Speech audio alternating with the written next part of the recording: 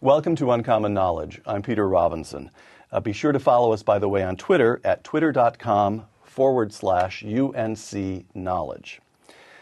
Since 1989, His Serene Highness Prince Hans Adam II has reigned in Liechtenstein, comprising about 62 square miles and nestled between Austria and Switzerland, with a population of some 35,000. Liechtenstein represents one of the world's smallest nations, but has the highest per capita GDP on the planet. In 2004, Prince Hans Adam handed over day-to-day management of the country to his son and heir, Prince Alois, if I pronounced that correctly. That's right. I did all right. Yeah.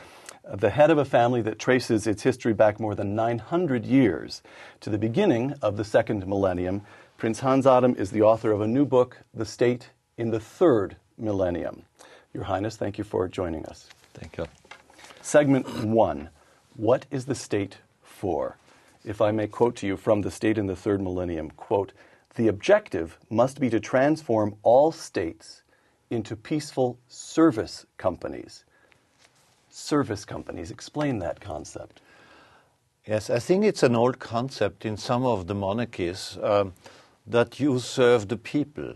And, for instance, the Crown Prince of England, Prince Charles, has in his coat of arms, Ich dien, yes, the old German expression, I serve. I serve. And I think that's something we have to really to look in the future, that not the people serve the state, but that the state serves the people. How can he do it the best? What a task he can do better than everybody else. Now, you mention in an early chapter in The State in the Third Millennium, as a young man being moved by John Kennedy's inaugural address, ask not what your country can do for you, ask what you can do for your country. And yet you say after decades as a head of state and businessman, you think that's the wrong way around. We should ask what the state can do for the people. Yeah. Better, you add, than any other entity. So what sort of measure do you apply to that? What can the state do better than any other entity? I think, in my opinion, of course, you have foreign policy. That's a thing what the state has to do. I think we still need, at least in certain parts of the world, defense policy. Mm-hmm. But I think one of the main tasks of the state is to have the rule of law or law and order. Then I think it's important in our time also, in the third millennium, education. So you have to finance education, but I think it has not the state to do that, but it has to should be done through a voucher system. And then the third task, in my opinion, is how to finance the whole state. So that's the whole tax situation. How do you do that the best way? All right. Now, in your book, In the State in the Third Millennium, much of what you do, it seems to me, is strip away accretions of what that we have come to associate with the state. Some medieval. You're very clear, no more divine right. Legitimacy now comes from democracy. Yeah. Some 20th century accretions, the welfare state and so forth.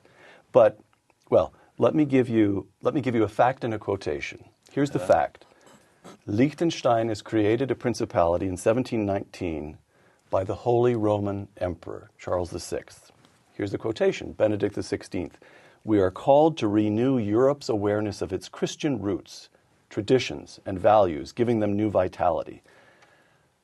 How do you reconcile, you the representative of 900 years of history, how do you reconcile the notion of the state as a historical construct that confers a sense of identity, a sense of history, in the case of Europe, specifically Christian origins? How you put it in one, you use the phrase the semigod. How do you reconcile the state as a semigod with this quite practical, almost prosaic notion of the state as a service provider? I think we have to leave that. That's history. You want to eliminate it altogether? Eliminate completely.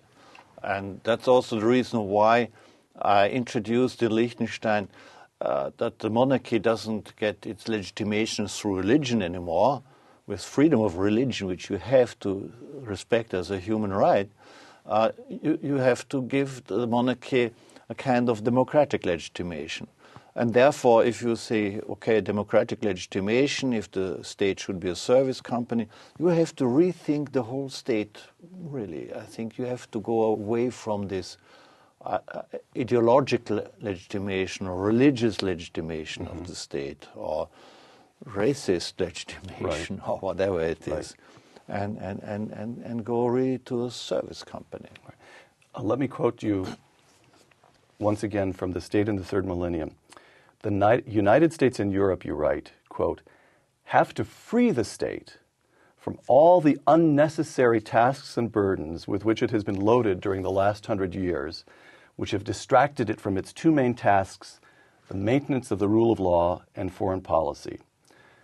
Your Highness, are you aware that those words could have been written by Sarah Palin? If you were an American, you'd be a member of the Tea Party. Yes. Will you accept that? Well, yeah, I have to accept that. All right.